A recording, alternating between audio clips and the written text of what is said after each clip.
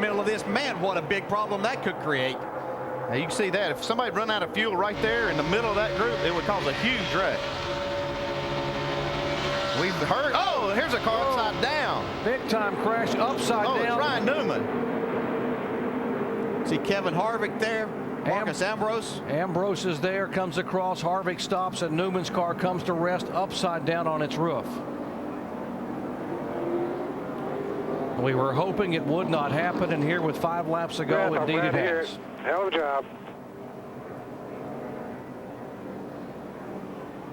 I don't know what started that, but you see quite a bit of damage on that car. Flipped over 3 or 4 times. Yeah, I was looking out the window, but I could not see. That's so far. That's the furthest point away from us. Just couldn't tell what was going on there. The safety crews are there immediately. They get in the car and will try to communicate with the driver. Kevin Harvick has pulled his car away.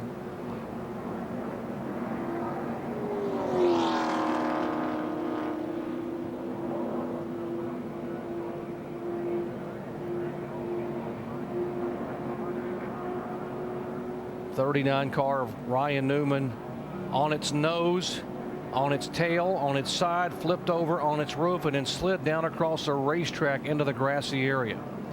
47 cars moved away of Ambrose, as well as a 29 of Harvick. Yeah, these cars get turned around, like especially at the highest speed part of the track, at the end of the straightaway, and they get turned around and they just lift off the ground.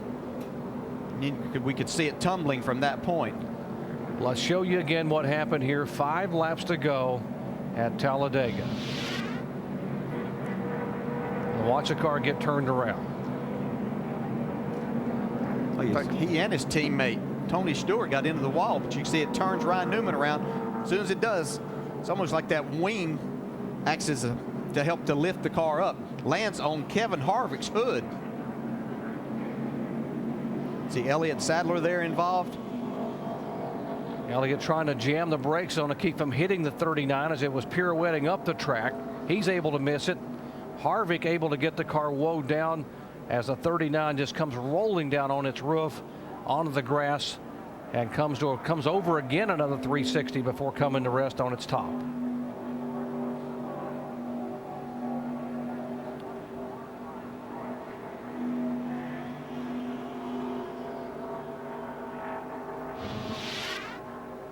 As you see him work with Ryan Newman here, these safety crews have been instructed as to what to do in these type situations. Make sure that they still have the driver's safety in mind. Some of the drivers coming on the pit road there. The 48 is in. Some of these guys that were close on fuel. There's the 09 of Keselowski going by. Carl Edwards in. The whole thing with Newman there is being complicated by the car being upside down. It's just so hard to get the belts off and try to get the driver out of there with the car sitting upside down. You can see they're being very careful. You got all the safety crews and NASCAR. There's some members of NASCAR down there also. And these guys train over and over again, the safety crews that NASCAR have, for extricating a driver. The last thing you want to do at this point in time is get in a hurry. You want to take your time and care about the driver as the driver gets and sometimes the driver gets unhooked inside, and you don't want the driver to fall. Those belts are holding him in position. Yeah, you don't want to unhook those belts too soon as you're upside down. And probably if Ryan is probably okay and tell him, hey, turn this car over and then I can get out of here, because with it down like that, it makes it very difficult as a driver to get yourself out of that situation. So hopefully that's the case here, that Ryan is okay. He's telling him, hey, turn this over and we'll get out of here.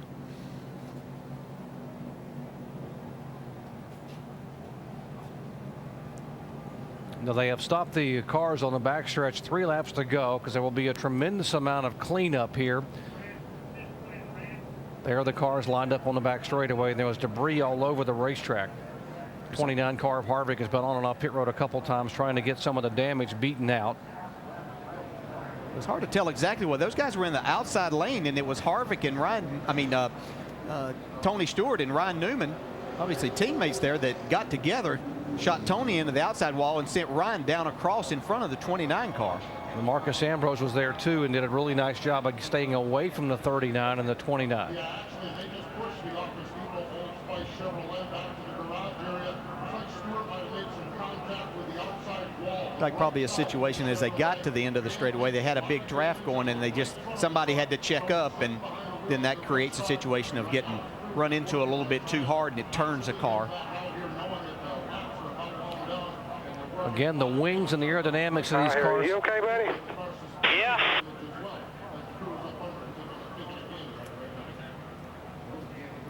And that was Ryan Newman on the radio. You just heard a moment ago as the crew asked him if you're okay. So obviously still buckled in the car, okay, able to communicate. And that's why NASCAR, as you said, DJ, is turning the car over as opposed to trying to get him out of the car. If he were seriously injured, they would have tried to get him out quickly and get him away. But now they can afford to turn the car over knowing he is strapped in and buckled in and okay. And you can see as they're turning this car over, it's not the first time they've done this. They have this. They've practiced these things and trying to help. But when that car lands on that top, even though these cages are really strong, it'll push that roof down, and it just makes it difficult to try to get out. And I'm sure that Ryan was communicating that again, and this is what they're doing a fantastic job. And once again, the safety of these race cars take a spill like that, and it's great to hear Ryan Newman's voice. Backwards, on its nose, on its side, on its top, over 360, down across the racetrack, on its top onto the grass, and now being gingerly turned back over onto its wheels. I'm impressed how ginger they were able to do that. I thought they would have to flip the car over and let it land, but they did a good job of safely getting the car turned over and set back down without another kind of a big impact.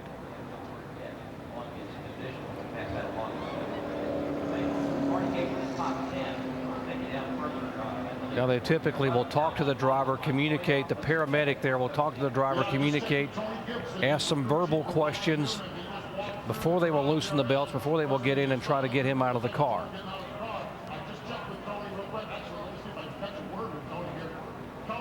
Now the question is access because of the roof of the car, even with the bars pushed down a little bit and limiting the space that the driver has to be able to get out and then get him out.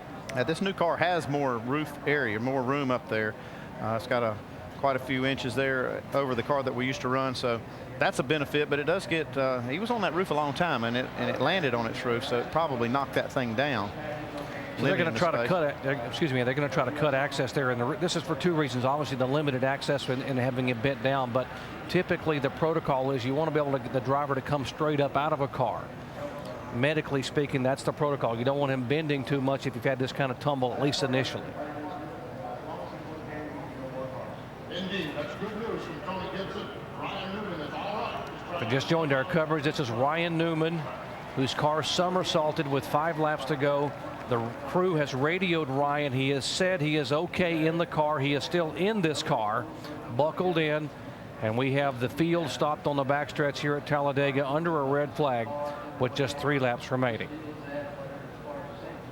They've got a hydraulic device out there. They're going to cut the roll bars and cut this roof where they can get some really good access to Ryan.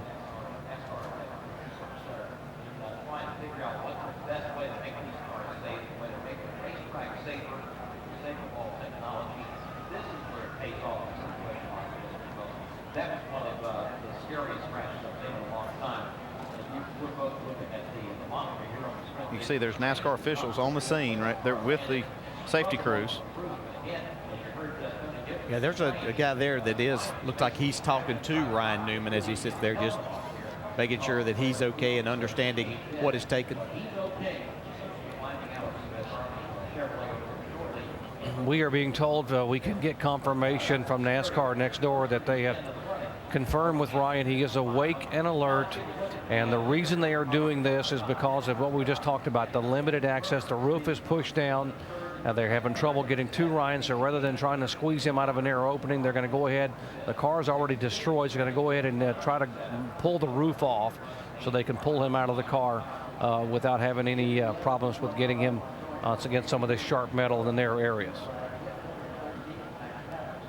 Yeah, I think if they had some injuries they thought that were serious, that they need to get him out quickly, they would be doing a lot quicker job here. But now they're just going to be methodical, knowing that he's okay.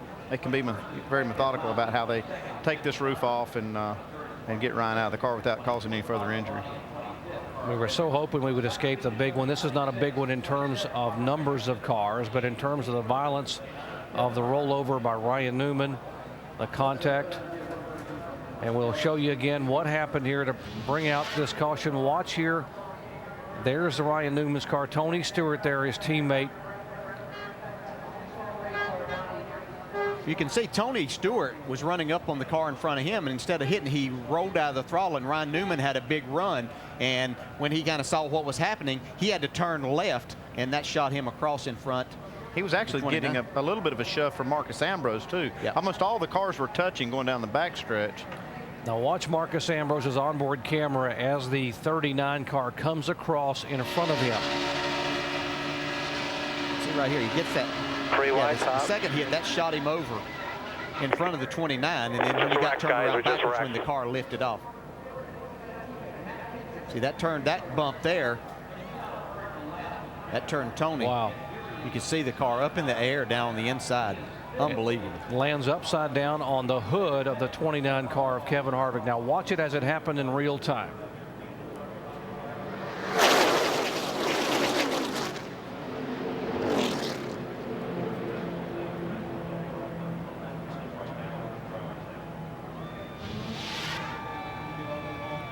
Now the roof being peeled away, sheet metal peeled back. They've cut some of the support bars.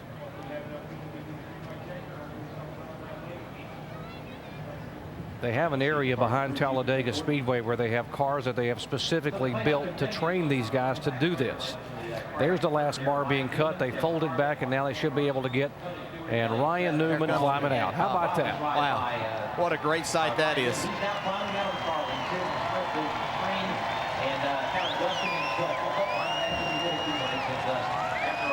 Wow, how safe are these race cars that NASCAR has these teams build now? Got a little mud on him, but otherwise none the worse for wear. That's good to see. Yeah, when you got to dust the grass off of you, and that's the worst thing, that's a pretty good day. So unfortunately, he did a great job all day long. Just getting down here to the end of the race and time to go. Again, here's the accident. 5 laps to go at Talladega. Chain reaction, the 14 gets in the wall, 39 contact with a 29, and suddenly he is airborne and comes to rest right on the hood of the 29 car of Harvick right there. And then across the racetrack, the pirouette and the roll. Well, Elliott Sadler did a nice job to get his car woe down and not just hit that 39 coming up across the racetrack. Sure did. We told you at the beginning of the day how difficult it is for the wives to watch their husbands get in these cars and risk it all at 200 miles an hour. This is Ryan Newman's car coming to rest, and there's his wife, Chrissy Newman. She was headed back to the care center immediately to be able to be there when her husband arrived. And there he is climbing out of the car just moments ago, Ryan Newman, and this crowd appreciating not only what these drivers do, but how safe these cars really are. Under a red flag at Talladega, Ryan Newman walks away. We'll come back with a restart in just a moment. Cup Series Amp Energy 500, race 7 in the chase for the Sprint Cup. A red flag with just 3 laps to go. The remains of Ryan Newman's car being hauled away. Newman getting turned upside down on the back straightaway, and after some time extricated from his car just fine and walked away from the machine. Normally we think of the big wreck at Talladega as involving 15 or 20 cars. This one only involved 5, but it definitely qualifies as a big wreck. In the pit studio, Alan Bestwick, Rusty Wallace, Brad Daugherty, and Ray Evernham. You saw Tony Stewart's car, Kevin Harvick's car, Marcus Ambrose's car, Elliott Sadler's also involved in that wreck, plus the car of... Watch this. He's right here sitting behind Martin Truex, cruising along. He sees Ambrose and Harvick and Ryan Newman go left, and he just cruises right through, doesn't get into him too hard. So he's moved up to 22nd position, and there's a lot of racing left. Even though there's only 6 laps, there's going to be another one, I think, and he's going to move up even further. He could still easily get a top 10 out of this thing. Ray, Jimmy can't get through with 3 laps to go. Wow. Wow. Woo. You know, you talk about the safety designed into these cars and so on. Well, Ryan Newman not only took the big backflip and landed on the roof, then hit the wall, then tumbled a few times and had a couple of hard hits on his way down the banking. Pretty remarkable that they still had to cut that cage to get him out of the car, that it held that much. You get out, you just say thank you, NASCAR, because that's a safe race car. Day with 5 laps to go. There's the impact by the 14 car, 39 around, and watch the 39 car lift.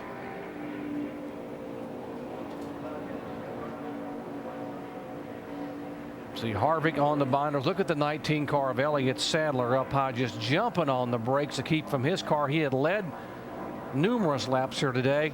The 47 of Ambrose sliding by. He contacts the outside wall. Yeah, you saw the roof flaps deploy on the 39, but it's still, with that angle that it had, it still got up in the air. Let's go down and talk to Jamie, who's got Ryan Newman. And Ryan Newman has been released. Ryan, first of all, from your head to your toes to your fingers, what are you feeling physically? Sore. Just really disappointed. I mean, we had this race back here in the spring and complained about cars getting airborne, and now, ironically, I'm the guy that gets upside down and have a roll bars down on top of my helmet and stuck upside down on top inside my U.S. Army Chevrolet. So it's just disappointing. I mean, I wish NASCAR would do something. It was a boring race for the fans. You know, that's not something anybody wants to see. At least I hope not. If they do, go home, because you don't belong here. And just, you know, a product of this racing and what NASCAR's put us into with this box, with these restrictor plates, with these types of cars, you know, with the yellow line, with no bump draft and no passing. And drivers used to be able to respect each other and race around each other. Richard Petty, David Pearson, Bobby Allison, all those guys have always done that. And I guess they don't think much of us anymore.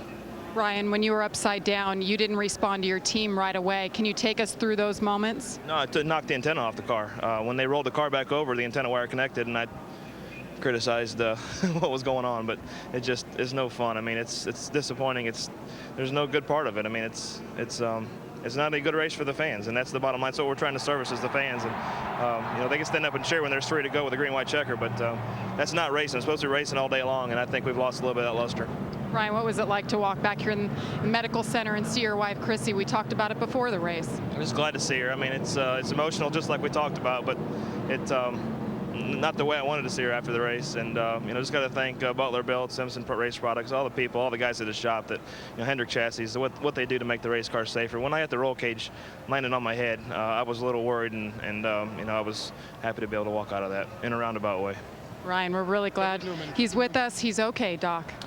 Ryan Newman upset about the day, about the wreck, and angry about the day. The 5 car has come on the pit road. The 88 car has pitted.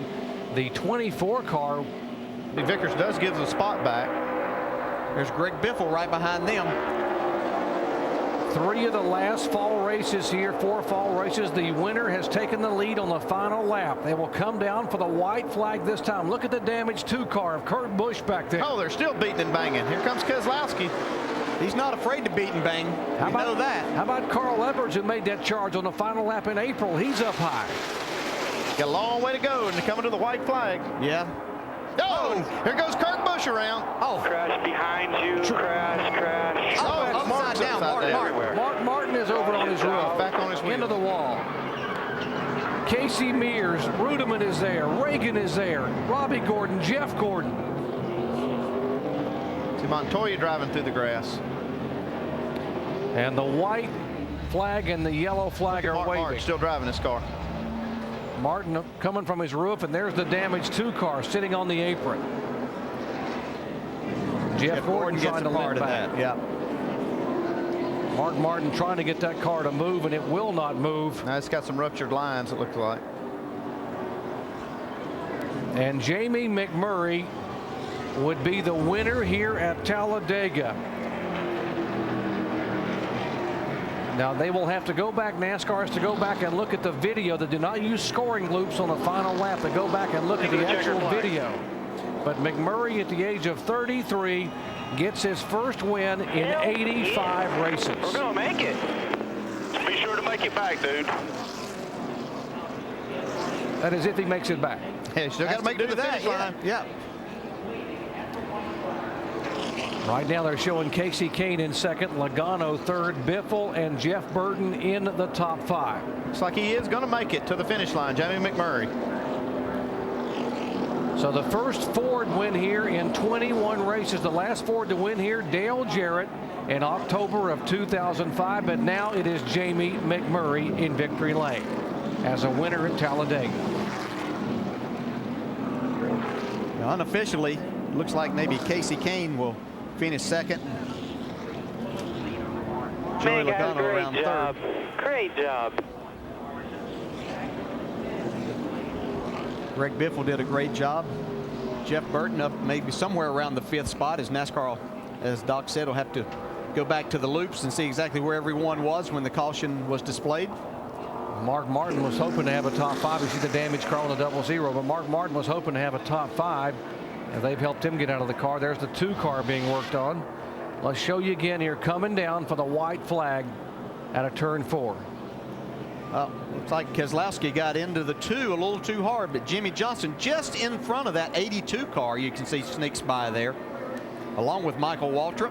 Looks like Keselowski was actually getting a little bit of a shove from behind, too, from Brian Vickers. It's kind of a stack up that caused it. And Mark Martin went completely over on his roof, back over on the wheels, came and hit the outside wall and slid down across the grass. Right now we're showing Mark Martin in 29th position, a lap down. You know, what a great job by Jamie McMurray all day, though. He played the game right. He just waited until it was time. He had a fast race car. You can see here once again, as Kurt Busch gets turned, man, it looked like he was going to make something out of a very frustrating day also. In the mirror here. In the mirror. 09 just wrecked us. This all happened just behind Jimmy Johnson. Now watch what Mark Martin saw as he was riding here to come take the white flag. Watch the one coming down. Oh, man. Yeah, you can't watch something like that. You could hear him say, watch the one coming down, but no time. Dale Earnhardt Jr.'s onboard camera here on the final lap. Say hi, come on. Goodness gracious life. You saw Truex's one car just clip the right rear quarter panel of the 5 car. And there is the 26 car, Jamie McMurray. His 3rd career win. What a day for McMurray, the crew, and crew chief Donnie Wingo. Let's go down there. And Donnie getting a lot of congratulations from all his competitors. Just like you planned it, right? Yeah, kind of. You know, the race kind of played out like we wanted it to. We kind of fell back there at the beginning because it just seems like we can go to the front here, and the last time we got caught up 7 laps in, and today we decided to start at the back and just work our way up toward the end. And for the win. Now watch Jimmy Johnson there, bottom of your screen, right in front of this crash.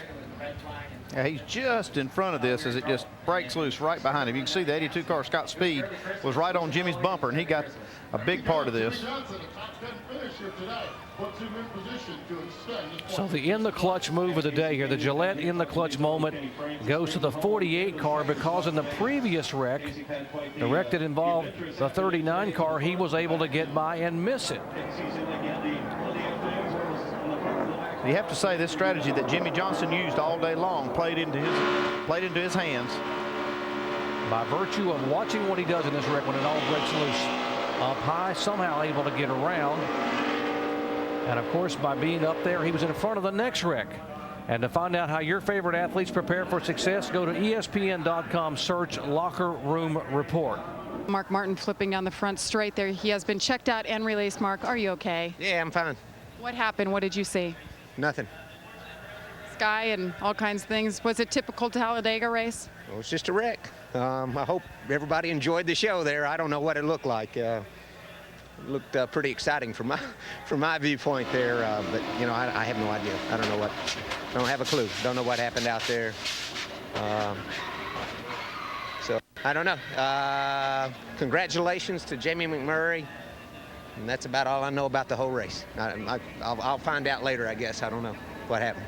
All right, Mark Martin had a top 5 run going there. He ends up, he continues to be second in points right now, Alan, but he's a ways back. Because